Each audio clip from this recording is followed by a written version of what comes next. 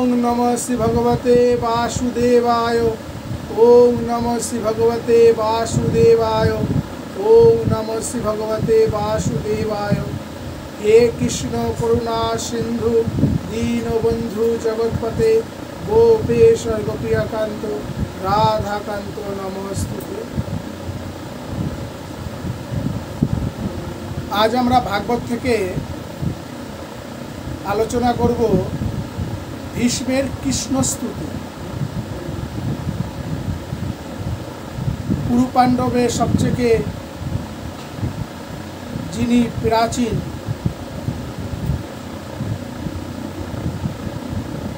সেই ভীষ্ম এখনো সরসজ্জায় জীবিত আছেন, অপেক্ষা করছেন ভগবান কখন তাকে দেখা দেবেন, তার জন্য স্তুতি করছেন। আমরা সেখান থেকে শুনব। কুরুক্ষেত্র যুদ্ধের পর যুধিষ্ঠিরের মনে ভয়ানক দুঃখ, কিছুতেই তিনি শান্তি পাচ্ছেন না। কেবলই ভাবছেন, হায় এ কি করলাম, নিজের ভোগ সুখের জন্য সামান্য রাজ্যের লোভে কত প্রাণী হত্যা করলাম, কত অক্ষয়ণী সৈন্য ধ্বংস করলাম, কত বালক ব্রাহ্মণ আত্মীয় স্বজন বন্ধু বান্ধব ভাই এমনকি গুরুদের পর্যন্ত এই কুরুক্ষেত্র যুদ্ধে বধ করেছি। অনন্তকাল ধরে নরক যন্ত্রণা ভোগ থাকলেও আমার নিস্তার নেই। আমারই রাজ্য লাভের জন্য, আমারই অজ্ঞানতার জন্য এই মহা অনর্থ ঘটেছে। যুধিষ্ঠিরের এই বিষাদ দেখে সবাই ব্যাকুল। শ্রীকৃষ্ণ এবং ত্রিকালদর্শী ঋষিরা পুরাতন ইতিহাস এবং ধর্মশাস্ত্র বিচার করে যুধিষ্ঠিরকে বোঝাতে চেষ্টা করলেন যে ন্যায় যুদ্ধে শত্রুবধ করলে কোনো পাপ হয় না। কিন্তু যুধিষ্ঠিরের মন থেকে কোনো রকমের আত্মীয়বধের চিন্তা যাচ্ছে না। তিনি বললেন, আপনারা বলেছেন বটে যে ধর্মযুদ্ধে প্রাণীবধ দোষের নয়, রাজধর্মের বিরুদ্ধ নয়, কিন্তু এ কথায় তো আমার মন প্রবোধ মানছে না। রাজা যদি প্রজা পালনের জন্য, শত্রু নাশের জন্য যুদ্ধ করেন এবং তাতে যদি প্রাণীবধ হয় তাহলে অধর্ম হয় না বটে, কিন্তু আমার পক্ষে তা তো প্রযোজ্য নয়।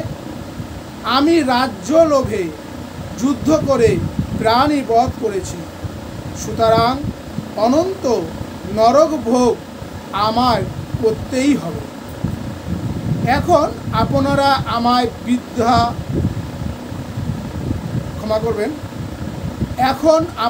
আমায় বৃথা আশ্বাস দিচ্ছেন, এতে লাভ কি হবে? যদি যুদ্ধের আগে আমায় বারণ করতেন তবেই যথার্থ বন্ধুর কাজ হতো। যুধিষ্ঠিরকে কোনো রকমেই শান্ত করা যাচ্ছে না দেখে ঠিক হলো যে সর্বশাস্ত্রজ্ঞ এবং তত্ত্ববিদ ভীষ্ম তো এখনও সরসজ্জায় প্রাণ ধারণ করে রয়েছে। তার কাছে গিয়ে ধর্মের গুরু তথ্য শুনলে সকলের সব সন্দেহ দূর হবে। শ্রীকৃষ্ণও এই প্রস্তাবে সম্মতি দিয়ে বললেন, চলুন আমরা সকলে মিলেই তার কাছে যাই। এইভাবে সকলে আলোচনা করে যুদ্ধে বহু লোকের মৃত্যুজনিত পাপের ভয়ে ভীত হয়ে মহারাজ যুধিষ্ঠির সকল ধর্ম অর্থাৎ রাজধর্ম, দান ধর্ম, মোক্ষ ধর্ম, স্ত্রী ধর্ম প্রভৃতি সমস্ত ধর্মের বিষয় জানবার জন্য ভীষ্ম যেখানে সরসজ্জায় শায়িত ছিলেন সেই কুরুক্ষেত্রে গিয়ে উপস্থিত হলেন।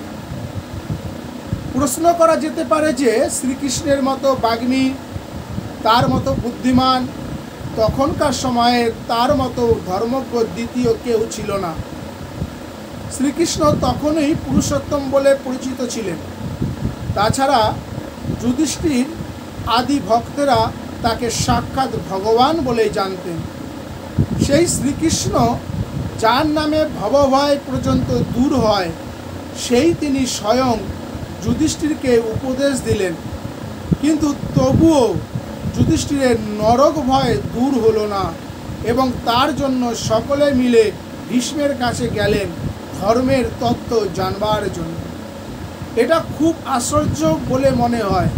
শ্রীকৃষ্ণের কথায় যার সংশয় দূর হয় না, তার সংশয় দূর হবে ভীষ্মের উপদেশে। আরও আশ্চর্য, শ্রীকৃষ্ণ নিজেই যুধিষ্ঠিরের সঙ্গে ভীষ্মের কাছে যেতে চাইলেন। আসল কথা হলো এই যে, আর কেউ জানুক না জানুক, শ্রীকৃষ্ণ তো জানেন যে ভীষ্ম হচ্ছেন তার একান্ত ভক্ত। সেই ভীষ্ম সরসজ্জায় ঐশ্বর্য যন্ত্রণার মধ্যে উত্তরায়ণের অপেক্ষায় জীবন ধারণ করে রয়েছেন।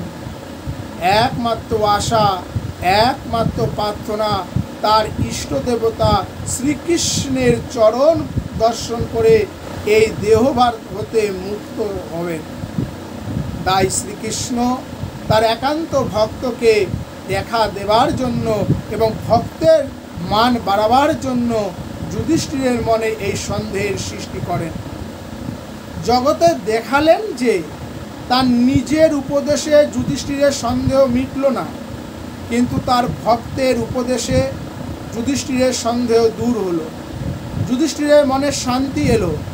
এই হচ্ছে ভগবানের ভক্ত বাৎসল্য। আর এরই জন্য ভগবানের কাছে অর্থ সাধারণের বোধগম্য হয় না। পাণ্ডবেরা অনুচরবৃন্দের সাথে শ্রীকৃষ্ণকে সঙ্গে করে ভীষ্মের কাছে গেলেন। ভীষ্ম তখন স্বর্গচ্যুত দেবতার মতো সরসজ্জায় শায়িত। তারা তখন সকলে ভীষ্মকে প্রণাম করলেন। বাহ্য ব্যবহারে শ্রীকৃষ্ণ হচ্ছেন যুধিষ্ঠিরের পিস্তুত ভাই, তাই শ্রীকৃষ্ণ জগৎপূজ্য ও ভীষ্মের ইষ্টদেবতা হয়েও নরলীলার অনুকরণে ভীষ্মকে প্রণাম করলেন। ভীষ্ম শ্রীকৃষ্ণের মাহাত্ম্য ভালোভাবেই জানতেন। সেই শ্রীকৃষ্ণ যাকে ভীষ্ম সদা সর্বদা হৃদয়ে চিন্তা করেন, সেই জগদীশ্বর শ্রীকৃষ্ণ কৃপা করে তার কাছে এসেছেন দেখে ভীষ্ম মনে মনে তাকে প্রণাম করলেন। ভীষ্মের আজ আনন্দের সীমা নেই। যাকে ধ্যান করেও দর্শন পাওয়া যায় না, সেই তিনি আজ পরম করুণাময় মূর্তিতে ভীষ্মের নয়ন সম্মুখে উপস্থিত হয়েছেন। যদিও বাহ্য ব্যবহারে পারিবারিক সম্পর্কেও ভীষ্মই বড় প্রণম্য, তবুও ভীষ্ম মনে মনে শ্রীকৃষ্ণকে প্রণাম করলেন।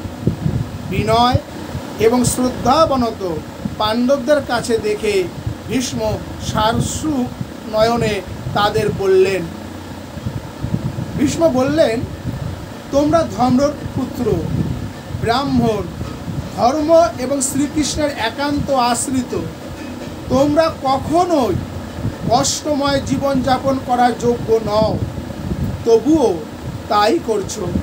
হায়, এ বড়ই অন্যায়, অত্যন্ত পরিতাপের বিষয়। পাণ্ডবেরা শোক সন্তপ্ত হৃদয়ে বিষণ্ণ বদনে ভীষ্মের কাছে বসে রয়েছেন দেখে ভীষ্ম মনে মনে ভাবলেন, শ্রী ভগবানের এ কি অদ্ভুত লীলা। স্বয়ং ভগবান সর্বদা যাদের সঙ্গে রয়েছেন তাদেরও আবার দুঃখ। ভগবানের নাম স্মরণ করলেই যেখানে সর্বদুঃখের অবসান হয়, সেখানে শ্রীহরি নিজে উপস্থিত থেকেও তাদের দুঃখ নিবারণ করতে পারছেন না। ভগবানের এই লীলার অর্থ কে বুঝবে? তাই মহাজ্ঞানী ভীষ্ম শ্রীহরির অচিন্ত লীলার মাহাত্ম্য বুঝতে অসমর্থ হয়ে চোখের জলে ভেসে বললেন, হে যুধিষ্ঠির, যাদের সামান্য কৃপ্য, সামান্য আশ্রয় পেলেও মানুষের দুঃখ কষ্ট দূর হয়, সেই ব্রাহ্মণ, ধর্ম এবং শ্রীকৃষ্ণ তোমাদের কাছে সর্বদাই রয়েছে। তবুও কেন যে তোমাদের এত দুঃখ তা কে বলবে? লোকে অধর্ম করলে দুঃখ ভোগ করে, কিন্তু তোমরা তো ধর্মেই প্রতিমূর্তি। সুতরাং তোমরা যে কেন দুঃখ ভোগ করছো তা মনুষ্য বুদ্ধির অগোচর। যেখানে ধর্মপুত্র রাজা যুধিষ্ঠির, গদা যুদ্ধ নিপুণ ভীম, অস্ত্রবিদ্যা পারদর্শী গান্ডীবধারী অর্জুন এবং পরম বান্ধব শ্রীকৃষ্ণ স্বয়ং বর্তমান, সেখানেও বিপদ আসে। এ বড়ই আশ্চর্য। সকল রকম সুখের কারণ একত্রিত হয়েও যে তোমাদের দুঃখের নিবৃত্তি হচ্ছে না, এর চেয়ে আশ্চর্যের বিষয় আর কি হতে পারে? ধর্ম শারীরিক শক্তি, বুদ্ধি অস্ত্র কৌশল, এসবই তো তোমাদের মধ্যে পূর্ণমাত্রায় রয়েছে। তার ওপর মুনি ঋষিরা যাকে ধ্যান করেও পায় না, সেই শ্রীকৃষ্ণ স্বয়ং তোমাদের বন্ধুর মতো সর্বদা সাহায্য করছে। এতো যখন তোমাদের দুঃখের নিবৃত্তি হচ্ছে না, তখন বুঝতে হবে যে এই দুঃখ অচিন্ত। মনুষ্য বুদ্ধির দ্বারা এই দুঃখের মীমাংসা করা যায় না। ভীষ্ম আরও বললেন, হে যুধিষ্ঠির, কেউ কোনোদিন কৃষ্ণের অভিপ্রায় জানতে পারে না, এমনকি বিবেকী শাস্ত্রজ্ঞ পণ্ডিতরাও এতে মোহগ্রস্ত হন। সুতরাং হে ভরতকুল শ্রেষ্ঠ, সুখ দুঃখ সবই ঈশ্বরাধীন জেনে ভগবানের অনুগত হয়ে অনাথ প্রজাদের পালন করো। এই কৃষ্ণই সাক্ষাৎ ভগবান, আদি পুরুষ নারায়ণ।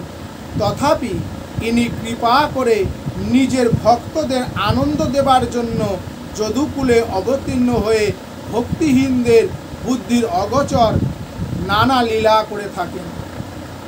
মহারাজ যুধিষ্ঠির নিজের সন্দেহ মেটাবার জন্য ভীষ্মের কাছে এসেছেন। ভীষ্ম তা বুঝতে পেরে প্রথমেই শ্রীকৃষ্ণের মাহাত্ম্য প্রকাশ করে যুধিষ্ঠিরের সন্দেহ দূর করতে আরম্ভ করলেন।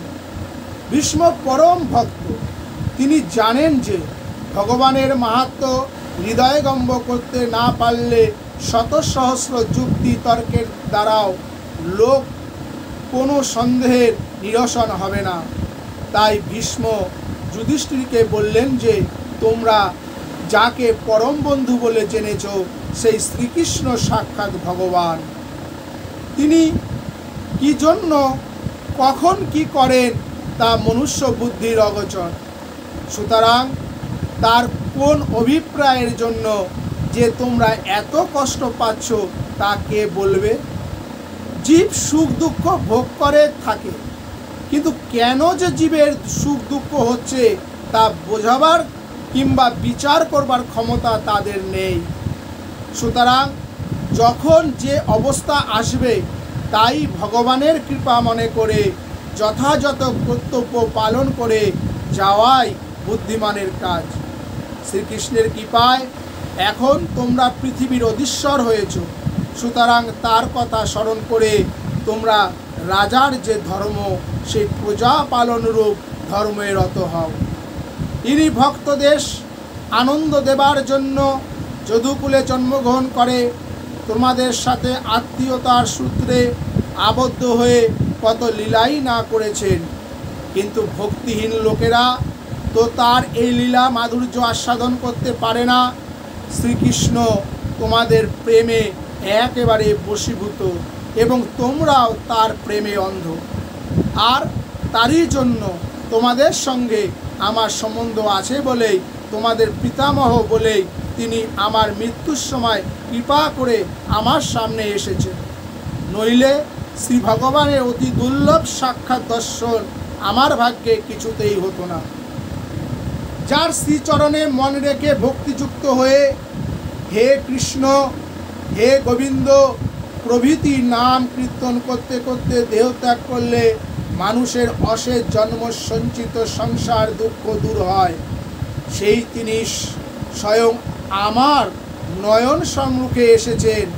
তখন ভীষ্ম প্রার্থনা করলেন, আমার অন্তিমকালের প্রার্থনা এই যে আমার চিরজীবনের ধ্যান দেয় চতুর্ভুজ মূর্তিতে, শঙ্খচক্র গদা পদ্মধারী মূর্তিতে শ্রীকৃষ্ণ প্রসন্ন বদনে আমার প্রতি দৃষ্টিপাত করে আমার দেহত্যাগ পর্যন্ত অপেক্ষা করুন।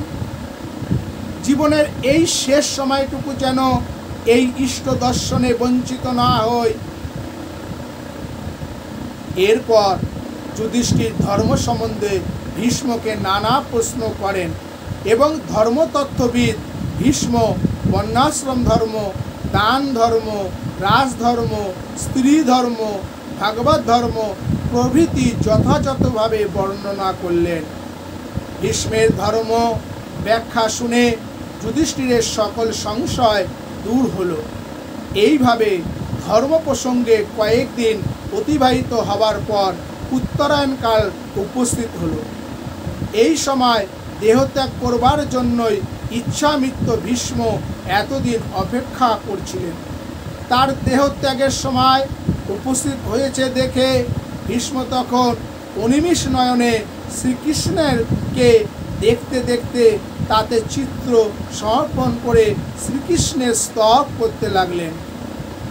মন কৃষ্ণে সমর্পিত, নয়ন কৃষ্ণরূপ দর্শনে বিমোহিত, মুখ কৃষ্ণ গুণগানে মুখরিত। মৃত্যুর পূর্ব মুহূর্তে ভীষ্ম শ্রীকৃষ্ণের স্তব করতে লাগলেন। ভীষ্ম প্রথমেই তার নিষ্কাম চিত্ত শ্রীকৃষ্ণে অর্পণ করে বলছেন, যিনি সরস ঐশ্বর্যশালী, যিনি যদুকুল শ্রেষ্ঠ, যিনি সর্বশ্রেষ্ঠ, যার চেয়ে বড় কেউ নেই এবং যিনি নিজের স্বরূপভূত আনন্দে সদাই অবস্থান করলেও কখনো লীলা করবার জন্য যে প্রকৃতি হতে এই সংসার প্রবাহ চলছে, সেই প্রকৃতিকে মায়াকে আশ্রয় করেন, সেই শ্রীকৃষ্ণে আমার কৃষ্ণ তৃষ্ণা রহিত কামনাশূন্য চিত্তবৃত্তি অবৃত হোক। ভীষ্ম শ্রীকৃষ্ণকে পরম তত্ত্ব, পরম পুরুষ বলেই জানেন। তাই তিনি বলছেন, ব্রহ্মরূপে শ্রীকৃষ্ণ সর্বব্যাপী এবং সর্ববৃহত্তম। লীলা বিলাসের জন্য মায়াকে অবলম্বন করে দেহ ধারণ করলেও তিনি সাধারণ মানুষের মতো মায়ার অধীন নন, তিনি মায়াধীশ। সম্প্রতি তিনি যদুকুলে অবতীর্ণ হয়ে যাদব ও পাণ্ডবদের সাথে বিহার করে নিজের স্বরূপ যে পরম আনন্দ, সেই পরম আনন্দ রস আস্বাদন করেছেন। ভীষ্ম শ্রীকৃষ্ণকে বলছেন, হে কৃষ্ণ, তুমি কৃপা করে আজ আমার কাছে এসেছো, কিন্তু আমার তো কিছু নেই যা দিয়ে তোমার সৎকার করতে পারি। আমার একমাত্র চিত্তবৃত্তিই সম্বল। নানা ধর্ম অনুষ্ঠান এবং তপস্যা দ্বারা আমি চিত্ত সংযম অভ্যাস করেছি। সেই চিত্তে আর কোনো বাসনা কামনা নেই। সেই নিষ্কাম চিত্তবৃত্তই তোমায় নিবেদন করছি। কৃপা করে গ্রহণ করো, যাতে আমার চিত্ত এখন থেকে একমাত্র তোমাতেই সংলগ্ন থাকে, যাতে আমার মনে তুমি ছাড়া আর কোনো চিন্তাই না আসে। শ্রীকৃষ্ণকে চিত্ত সমর্পণ করার পর ভীষ্মের মনে কৃষ্ণের আলোক সামান্য রূপের উদয় হলো। সেই ধ্যানগম্ভ কৃষ্ণের রূপের বর্ণনা করে ভীষ্ম শ্রীকৃষ্ণের প্রীতি প্রার্থনা করছেন। বলছেন, ত্রিলোকের মধ্যে একমাত্র অভিলাষিত, যিনি তমাল গাছের মতো নির্মল, যিনি সূর্য কিরণ সদৃশ উজ্জ্বল পীত বসন পরিধান করেন, যার ইতস্তত বিক্ষিপ্ত পুলতন রাশিতে মুখপদ্ম অলঙ্কৃত, সেই অর্জুন সখা শ্রীকৃষ্ণে আমায় আমার অহৈতুকী ভক্তি প্রীতি হোক। ভীষ্ম চরিত্র বহু গুণে ভূষিত। তিনি সত্য প্রতিজ্ঞ, সত্যব্রত, পরম জ্ঞানী এবং সর্বোপরি তিনি পরম যোদ্ধা। তার মতো যোদ্ধা তখন আর কেউই ছিল না। কুরুক্ষেত্র যুদ্ধে তিনি 9 দিন ধরে কৌরব পক্ষের সেনাপতি ছিলেন। ভীষ্ম কুরুক্ষেত্র যুদ্ধে তিনি 9 দিন ধরে কৌরব পক্ষের সেনাপতি ছিলেন। সুতরাং কুরুক্ষেত্র যুদ্ধের বিশেষ বিশেষ ঘটনা যা তার মনে গভীর রেখাপাত করেছিল তা স্বাভাবিকভাবে এই সময় তার মনে হতে লাগলো। ভগবান শ্রীকৃষ্ণ কৃপা পরবশ হয়ে অর্জুনের রথের সারথি হয়ে অর্জুনের কথা মতো যত্রতত্র রথ চালনা করছেন। ভগবানের এই অনুগ্রহ লীলা দেখে ভীষ্ম মুগ্ধ হয়েছেন। তাই মৃত্যুর সময় ভগবান তার পাশে থাকা সত্ত্বেও তিনি ভগবানের সেই পার্থসারথী লীলা এবং ভক্তবৎসলের কথা ভুলতে পারছেন না। বারবার সেই যুদ্ধকালীন পার্থসারথীর কথাই মনে উঠছে। ত্রিলোক মনোহারী তমাল বর্ণ শ্রীকৃষ্ণ উজ্জ্বল পীত বসন করে যুদ্ধক্ষেত্রে অর্জুনকে রক্ষা করবার জন্য ব্যগ্র হয়ে চঞ্চলভাবে রথ চালাচ্ছেন। এর ফলে শ্রীকৃষ্ণের মাথার চুল মুখের ওপর ছড়িয়ে পড়ছে এবং তিনি মাঝে মাঝে অর্জুনের দিকে তাকিয়ে অর্জুনকে উপদেশ এবং উৎসাহ দিচ্ছেন। ভক্তবাৎসল্য এবং ভক্ত রক্ষার এই প্রকট মূর্তি ভীষ্ম কিছুতেই ভুলতে পারছেন না। তাই প্রার্থনা করছেন সেই অর্জুন সখা পার্থসারথী মূর্তি সর্বদাই যেন আমার হৃদয়ে জাগরুক থাকে, তাতেই যেন আমার নিষ্কাম ভক্তি হয়। যুদ্ধক্ষেত্রে ঘোড়ার খুঁড়ে উৎক্ষিপ্ত ধুলায় শ্রীকৃষ্ণের কেশপাশ দূষিত হচ্ছিল এবং শ্রমজনিত ধর্মবিন্দুতে তার মুখমণ্ডল অপূর্ব শোভায় মণ্ডিত হচ্ছিল। অসংখ্য শানিত বানরাশি তার সর্বাঙ্গ বিদ্ধ করার মনে হচ্ছিল যে তিনি যেন বান রচিত বর্ম পরে রয়েছেন। ভীষ্ম বলছেন যে শ্রীমূর্তিকে ভক্তেরা চন্দনা আদি সুগন্ধি দ্রব্যে সাজিয়ে রাখেন। যুদ্ধকালে সেই শ্রীমূর্তি ধুলায় ভূষরিত এবং আমার বাণের সর্বাঙ্গ ক্ষতবিক্ষত হয়ে আত্মরক্ষা ও ভক্ত রক্ষায় ব্যগ্র হয়ে ইতস্তত রথ পরিচালনা করছেন। সেই ভক্ত অনুগ্রহকারী যুদ্ধ রসাবিষ্ট শ্রীমূর্তিকে আমি কিছুতেই ভুলতে পারছি না। ভগবানের সেই মূর্তিতে আমার মনোপ্রাণ নিশ্চলভাবে অবস্থান করুন। আমি আর কিছুই চাই না। অস্তু কৃষ্ণ আত্মা, অস্তু কৃষ্ণ আত্মা, সেই কৃষ্ণে আমার মন স্থির হোক। উভয় সৈন্যের মধ্যে আমার রথ স্থাপন করো।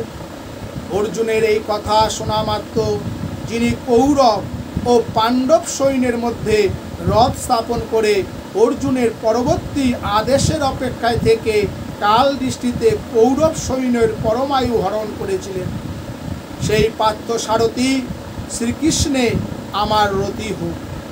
ভগবানের ভক্ত বাৎসল্যের কি অপূর্ব দৃষ্টান্ত! যিনি অন্তর্যামী রূপে সকলের নিয়ামক, সেই তিনি অর্জুনের কথা শুনে সহস্তে রথ পরিচালনা করলেন। হে কৃষ্ণ, উভয় সৈন্যের মধ্যে রথ স্থাপন করো, যাতে আমি দেখতে পাই কারা আমাদের সাথে যুদ্ধ করতে এসেছে। অর্জুনের কথা শুনে যিনি অনন্ত কোটি ব্রহ্মাণ্ড পরিচালনের সমর্থ, সেই শ্রীকৃষ্ণ কখনোই উভয় সৈন্যের মধ্যে রথ স্থাপন করলেন বা হাতে রথের লাগাম ধরে ডান হাতের আঙ্গুল দিয়ে দেখিয়ে বললেন, পার্থ, হে পার্থ, যুদ্ধে সমাগত কৌরবদের ওই দেখো। ভীষ্ম বলছেন, হে কৃষ্ণ, আমি তখন সচক্ষে দেখেছি যে তুমি যখন অঙ্গুলি নির্দেশ করে অর্জুনকে বলছো, ওই ভীষ্ম, ওই কর্ণ, ওই দ্রোণ ইত্যাদি, তখন তুমি কাল দৃষ্টিতে তাদের আয়ু হরণ করেছ। আবার অর্জুনের দিকে স্নেহপূর্ণ দৃষ্টি দিয়ে তাকে উৎসাহিত করেছ।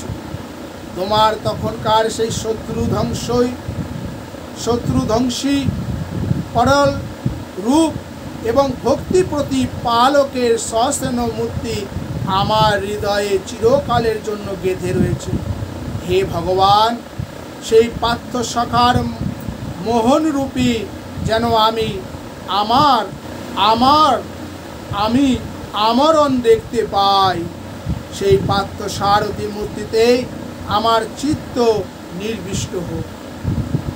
দূরে অবস্থিত শত্রু সৈন্যদের মধ্যে আত্মীয়দের দেখে অর্জুন স্বজন বধ ভয়ে ভীত হয়ে যুদ্ধ করতে অস্বীকার করলে যিনি অর্জুনের সাময়িক অজ্ঞান আত্মবিদ্যার উপদেশ দিয়ে দূর করেছিলেন, সেই পরম পুরুষের চরণে আমার পরম অনুরক্তি হোক।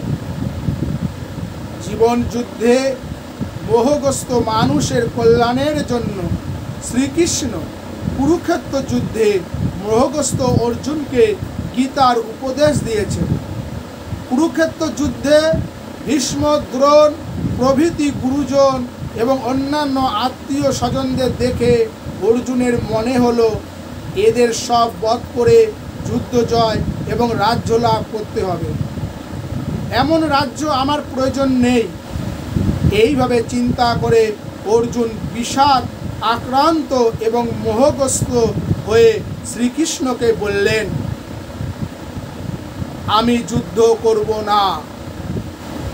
সেই সময় শ্রীকৃষ্ণ আত্মজ্ঞানের উপদেশ দিয়ে অর্জুনের মোহ দূর করেছিলেন। গীতায় শ্রীকৃষ্ণ অর্জুনকে শেষ উপদেশ বলেছিলেন, সর্বধর্মান পরিত্যাজ্য মাম একং শরণং ব্রজ। আমরা গীতায় 18 অধ্যায় 66তম শ্লোকে আমরা এই সর্বধর্মান পরিত্যাজ্য মাম একং শরণং ব্রজ এই কথাটি আমরা দেখতে পাব। যাই হোক, সব কিছু ত্যাগ করে একমাত্র আমাকেই আশ্রয় করো। আজ অন্তিম সময়ে ভীষ্ম শ্রীকৃষ্ণের সেই উপদেশ স্মরণ করছেন, আমি যেন যথার্থই তোমার শরণ নিতে পারি, তোমাতেই যেন আমার রতিমতি থাকে।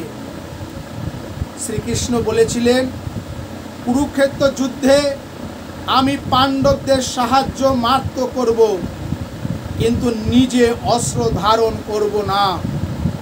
আবার ভীষ্ম প্রতিজ্ঞা করেছিলেন, আমি একে অস্ত্র ধারণ করাবো। ভীষ্ম বলছেন, যিনি নিজের প্রতিজ্ঞা ভঙ্গ করেও আমার প্রতিজ্ঞা রক্ষার জন্য অর্জুনের রথ থেকে লাফিয়ে নেমে পদভরে ধরা কম্পিত করে সিংহ যেমন হাতিকে বধ করার জন্য এগিয়ে যায়, সেই রকমভাবে আমাকে বধ করার জন্য রথচক্র হস্তে সম্মিলিত উত্তরীয় বসনে আমার দিকে ধাবিত হয়েছিলেন। সেই পরম পুরুষ শ্রীকৃষ্ণের চরণে আমার অচল ভক্তি হোক। ভগবান এবং ভক্তের প্রতিজ্ঞার সংঘাত। ভগবান বলেন, আমি অস্ত্র ধরব না। আবার ভীষ্মের প্রতিজ্ঞা, আমি তোমাকে অস্ত্র ধারণ করতে বাধ্য করব। ভগবান যিনি ইচ্ছাময়, সর্বশক্তিমান, তার ইচ্ছার বিরুদ্ধে কারোর কিছু করার তো সম্ভব নয়। কিন্তু ভগবানের ভক্ত প্রীতির কি মহিমা। তিনি ভাবলেন, আমার কথা বৃথা হোক, ক্ষতি নেই, কিন্তু আমার ভক্তের প্রতিজ্ঞা পূর্ণ হোক।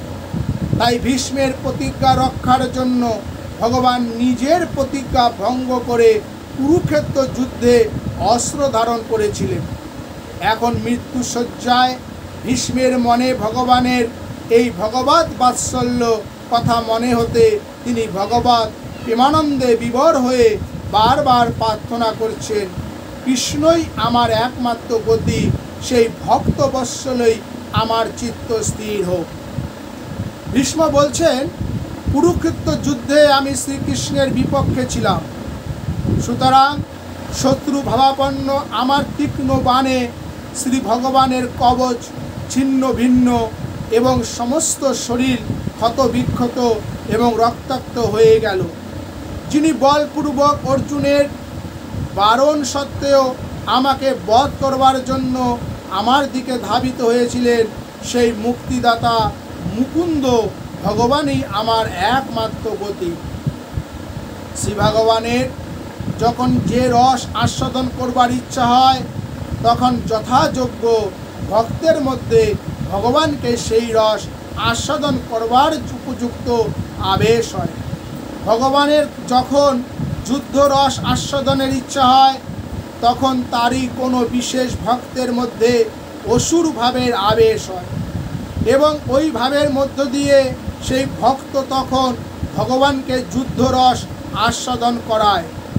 যদিও ভীষ্ম ছিলেন পরম ভক্ত, তবুও যুদ্ধকালে ভগবত ইচ্ছায় তার মধ্যে অসুর ভাবের আবেশ হয় এবং তিনি তার ইষ্টমূর্তির প্রতি বাণ প্রহার করে তাকে ক্ষত বিক্ষত করেছিলেন। ভীষ্ম বলছেন, যিনি নিজে আহত হয়েও অর্জুনকে আমার বাণ থেকে রক্ষা করবার জন্য আমার দিকে ধাবিত হয়েছিলেন, আহা, তার কি ভক্ত অনুগ্রহ! আমার এত অত্যাচার সহ্য করেও তিনি মৃত্যুর সময় আমায় দর্শন দিতে এসেছেন। তিনি মুক্তিদাতা, একমাত্র তার পক্ষেই এ সম্ভব। ভীষ্ম বলছেন, অর্জুন বারণ করলেও তিনি জোর করে আমার দিকে ধাবিত হয়েছিলেন। বাইরে থেকে মনে হবে যে এটা যেন ভগবানের অর্জুনের প্রতি পক্ষপাতিত্ব, অর্জুনকে রক্ষা করবার জন্য তিনি আসছিলেন, কিন্তু এটা আসলে অর্জুনের প্রীতি নয়, আমারই প্রীতি, ভগবানের পক্ষপাতিত্ব। আমার ভক্তের প্রতিজ্ঞা আমি মিথ্যা হতে দেব না। সেই মুক্তিদাতা মুকুন্দ আজ আমায় মুক্তি দিতে এসেছেন, কিন্তু আমি তো মুক্তি চাই না। আমি যেন চিরদিন ভগবানের এই করুণ মূর্তি দেখতে পাই। কুরুক্ষেত্রে যুদ্ধে শ্রীকৃষ্ণকে দর্শন করার পরে কুরুক্ষেত্র যুদ্ধে শ্রীকৃষ্ণকে দর্শন করার ফলে মৃত্যুর মুখে পতিত সৈন্যরাও মুক্তি লাভ করেছিল। অর্জুন সারথী শ্রীকৃষ্ণ অশ্ববল্লা ও চাবুক হাতে অপূর্ব শোভায় মণ্ডিত হয়েছিল। আমার আসন্ন মৃত্যুর সময় ভগবানের সেই মূর্তিতে যেন আমার মতি থাকে। ভীষ্মের যখন ইচ্ছা তখনই তিনি প্রাণ ত্যাগ করতে পারেন। তার ছিল ইচ্ছা মৃত্যুবদ্ধ, ভীষ্মের ছিল ইচ্ছা মৃত্যুবধ। তার শেষ ইচ্ছা যে মৃত্যুর আগে একবার শ্রীকৃষ্ণকে দর্শন করবেন। তাই শরশয্যায় অসহ্য যন্ত্রণা সহ্য করেও তিনি বেঁচে আছেন। যুদ্ধে যারা শ্রীকৃষ্ণকে একবারও দর্শন করেছিল তারা আসুর স্বভাব হলেও মুক্তি লাভ করেছিল। ভীষ্ম ভাবছেন যে কুরুক্ষেত্রে যুদ্ধে তাকে দর্শন করার ফলে মুক্তি তার করলাগত, কিন্তু তার প্রাণের ইচ্ছা যে মৃত্যুর সময় তিনি শ্রীকৃষ্ণকে প্রাণ ভরে দর্শন করবেন। যে ভাবনা নিয়ে দেহত্যাগ করে সেই তাই লাভ করে। ভীষ্ম তাই বলছেন, যিনি ভক্তের প্রতি কৃপা পরবশ হয়ে অর্জুনের রথকেও পরম আত্মীয় বোধে রক্ষা করেছেন, যিনি রথ চালকের বেশে পরম শোভার আকর হয়েছিলেন, সেই পার্থসারথী রূপে আমার চিত্ত মগ্ন হোক। তাহলে মৃত্যুর পরে শ্রী ভগবানকে এই মূর্তিতে লাভ করতে পারব। ভীষ্ম পার্থসারথী রূপে মগ্ন, তাই তিনি সাজুস্য মুক্তিও চান না, অর্জুন সারথী রূপেই বিভোর থাকতে চান।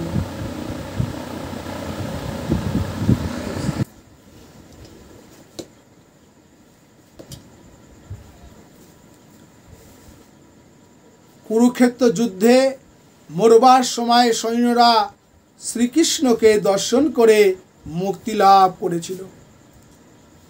ভগবান শ্রীকৃষ্ণকে দর্শন করে সৈন্যরাও যে কেবল মুক্তি লাভ করেছিল এমন নয়, তাকে ভালোবেসে তার কাজের অনুকরণ করেও পরম গতি লাভ করা যায়।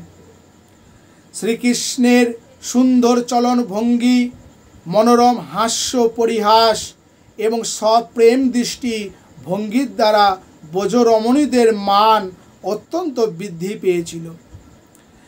এই মহাপ্রেম বিকারগ্রস্ত গোপীরা শ্রীকৃষ্ণের গোবর্ধন আদি লীলার অনুকরণ করেই শ্রীকৃষ্ণের প্রকৃত অর্থাৎ স্বভাব প্রাপ্ত হয়েছিল।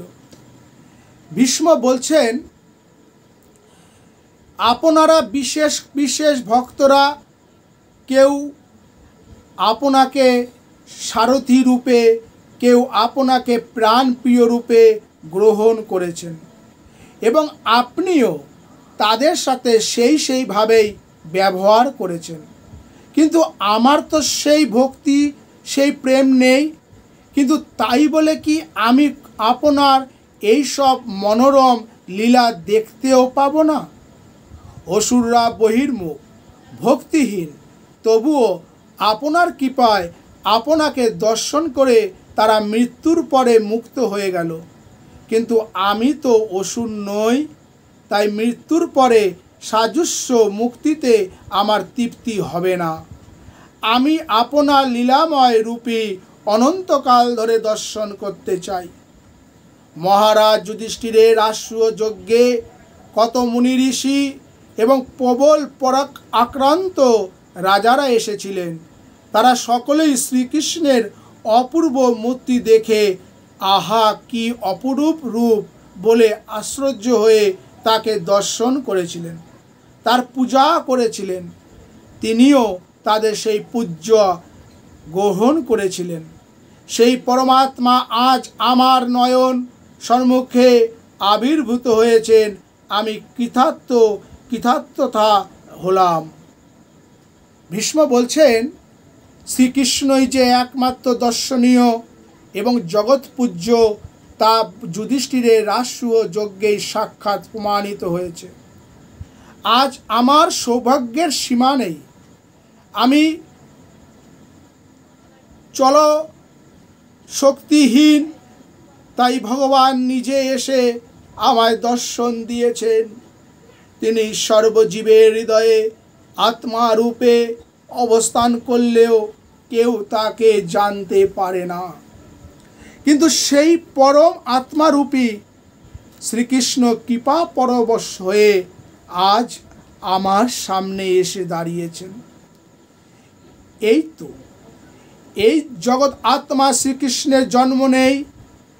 ইনি অজ, জন্মরহিত, প্রতি জীবের হৃদয়ে ইনি অন্তর্যামী রূপে অবস্থিত।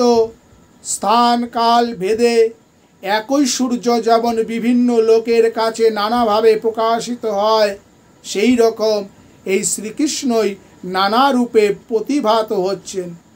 আজ আমার সমস্ত ভেদ জ্ঞান, সমস্ত মোহ দূর হয়েছে। আমি সমগ্র রূপে অনুভব করছি যে জন্মরহিত পরমাত্মাই হচ্ছেন এই শ্রীকৃষ্ণ। ইনি সকল জীবের হৃদয়ে অন্তর্যামী রূপে বিরাজিত। প্রয়াণ সময়ে শ্রীকৃষ্ণকে সম্মুখে দেখে কৃতকৃত্য হয়ে ভীষ্ম বলছেন যে আজ আমি সর্বমূল স্বরূপ শ্রীকৃষ্ণকে নয়ন সম্মুখে পেয়েছি। একই সূর্যকে নানা জায়গায় লোকে নানাভাবে দেখে। সূর্যকে কেউ গাছের ওপর, কেউ মাথার ওপর নির্দেশ করে, কিন্তু সূর্য তাতে অনেক হয়ে যায় না। সেই রকম শ্রীকৃষ্ণকে কেউ অন্তর্যামী রূপে, কেউ পরব্রহ্ম রূপে, কেউ লীলাময় রূপে দেখে থাকেন, কিন্তু ভগবান তাতে বহু হন না। তিনি একই থাকেন। তিনি অন্তর্যামী, তিনি পরম ব্রহ্ম, আবার তিনি লীলাময়।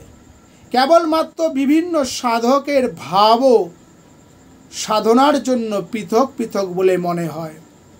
ভীষ্ম বলছেন, হে ভগবান, আপনার কৃপায় আজ আমি মোহমুক্ত, অর্থাৎ আপনার অনন্ত প্রকাশ ও অনন্ত মূর্তিতে যে কোনোই ভেদ নেই এবং আপনিই যে অচিন্ত মহাশক্তির বলে নানা রূপে আত্মপ্রকাশ করেন তা বুঝতে পেরেছি।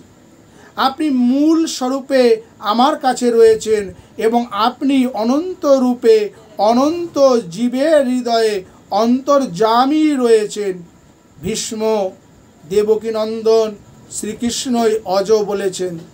তার প্রকৃত জন্ম না হলেও তিনি ভক্তের জন্য জন্মগ্রহণ করার মতো আবির্ভূত হন। ভীষ্ম অর্জুন সারথী শ্রীকৃষ্ণকেই সর্বমূলাধার জেনে তারই শ্রীচরণে রতি প্রার্থনা করছেন। এইভাবে হৃদয়ে কৃষ্ণ ধ্যান, মুখে কৃষ্ণ গুণ বর্ণন এবং নয়নে কৃষ্ণ রূপ দর্শন করতে করতে ইচ্ছা মৃত্যু বরপ্রাপ্ত ভীষ্ম এই মর জগৎ ত্যাগ করে লীলাময় পার্থসারথীর সাথে মিলিত হলেন। পার্থসারথী ভীষ্মের ইষ্টমূর্তি, তাই তিনি বারবার পার্থসারথীর চরণেই রতি প্রার্থনা করছেন এবং অস্তে তিনি পার্থসারথীর সাথেই মিলিত হলেন। সূর্যান্ত হলে সূর্য অস্ত হলে পৃথিবীর এই অংশের দিন শেষ হয়, কিন্তু পৃথিবীর অপরাংশ এবং অনন্ত ব্রহ্মাণ্ডে নানা স্থানে তখনও দিন থাকে। সেই রকম কুরুক্ষেত্র যুদ্ধে শ্রীকৃষ্ণের পার্থসারথী লীলা শেষ হয়েছে ঠিক, কিন্তু অনন্ত ব্রহ্মাণ্ড থেকে ভগবানের এই লীলা তো একেবারে লোপ পেয়ে যাবে না। কোনো না কোনো ব্রহ্মাণ্ডের ভগবানের পার্থসারথী লীলা চলবে। সুতরাং ভীষ্ম এই জগৎ ছেড়ে যেখানে ভগবানের পার্থসারথী লীলা চলছে সেখানে গিয়ে তার অভীষ্ট পার্থসারথীর সাথে মিলিত হলেন। ভক্তের ইচ্ছা, ভীষ্মের আকাঙ্ক্ষা পূর্ণ হলো। যুধিষ্ঠিরের মনে আত্মীয় স্বজন বধের জন্য যে মহাদুঃখ উপস্থিত হয়েছিল তা ভীষ্মের উপদেশে দূর হলো। মহাজ্ঞানী অষ্টবসুর অন্যতম হয়েও মৃত্যুর সময় ভীষ্ম কেন কেঁদেছিলেন তা ভীষ্মের কৃষ্ণ স্তুতি থেকে বোঝা গেল।